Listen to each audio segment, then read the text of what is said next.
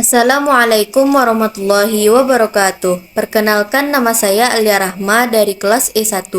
Pada kesempatan kali ini, saya akan menjelaskan mengenai perkembangan teknologi informasi dan komunikasi. Perkembangan TIK telah mengubah banyak aspek kehidupan manusia, dari cara berkomunikasi hingga proses bisnis. Kemajuan di bidang ini telah memberikan kemudahan dan keefisienan dalam berbagai sektor, seperti pendidikan, kesehatan, dan ekonomi. Dampak positif dari perkembangan TIK di bidang pendidikan yakni yang pertama yaitu akses informasi yang luas. Teknologi informasi dan komunikasi memberikan akses yang luas terhadap sumber informasi dan pengetahuan yang dapat memperkaya pengalaman belajar siswa.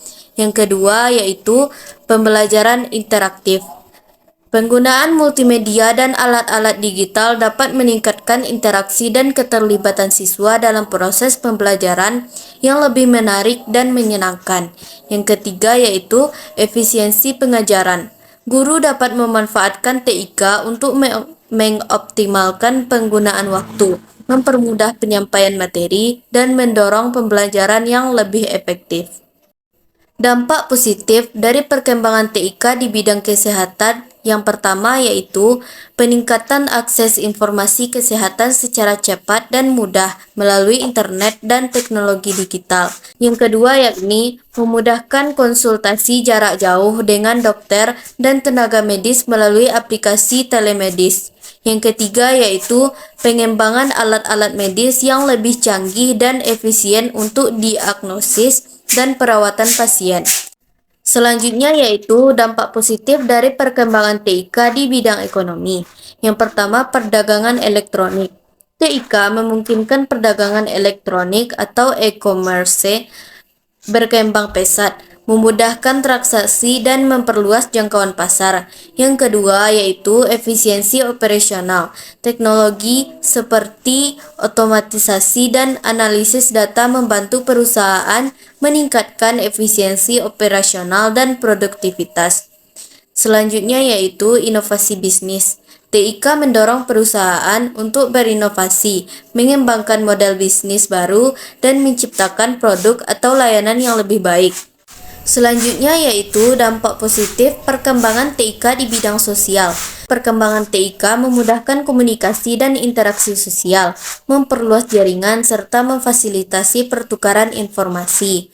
Hal ini mendorong terbentuknya komunitas online yang saling terhubung lintas batas geografis. TIK juga meningkatkan keterlibatan masyarakat dalam berbagai isu sosial, politik, dan budaya. Platform digital memungkinkan partisipasi publik yang lebih luas dan demokratis dalam proses pengambilan keputusan. Dampak negatif perkembangan TIK di bidang pendidikan. Yang pertama yaitu kecanduan teknologi. Penggunaan teknologi yang berlebihan dapat menyebabkan siswa kecanduan, mengganggu fokus belajar, dan menghambat interaksi sosial tatap muka. Selanjutnya yaitu plagiarisme, yaitu kemudahan akses informasi online membuka peluang bagi siswa untuk menyalin tanpa izin, sehingga mengikis keterampilan menulis dan berpikir kritis. Yang ketiga yakni distraksi konten. Munculnya konten hiburan yang menarik seperti media sosial dan game dapat mengalihkan perhatian siswa dan kegiatan belajar. Yang keempat yaitu kesenjangan digital. Tidak semua siswa memiliki akses yang sama terhadap teknologi, sehingga dapat menimbulkan kesenjangan dalam pembelajaran. Dampak negatif dari perkembangan TIK di bidang kesehatan yakni yang pertama yaitu kecanduan teknologi. Penggunaan berlebih perangkat elektronik dapat menimbulkan gangguan tidur dan kesehatan mental. Yang kedua yaitu penyebaran informasi palsu.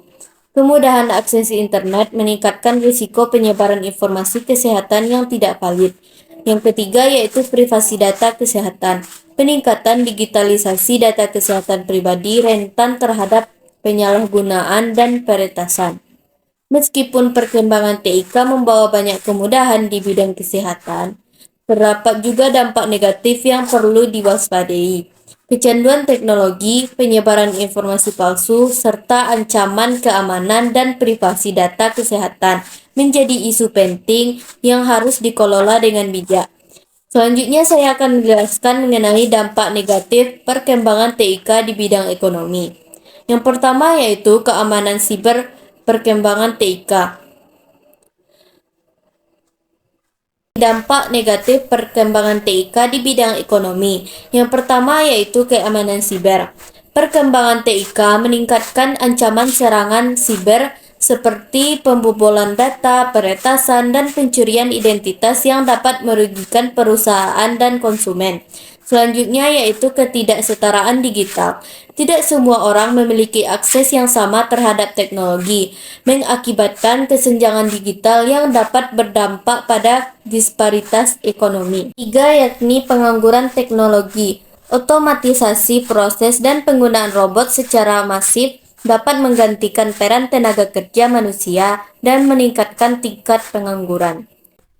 Dampak negatif perkembangan TIK di bidang sosial, yakni yang pertama yaitu kecanduan teknologi. Penggunaan TIK yang berlebihan dapat menyebabkan kecanduan dan ketergantungan, khususnya pada anak-anak dan remaja, yang dapat mengganggu interaksi sosial dan kehidupan nyata. Selanjutnya yaitu penyebaran berita palsu.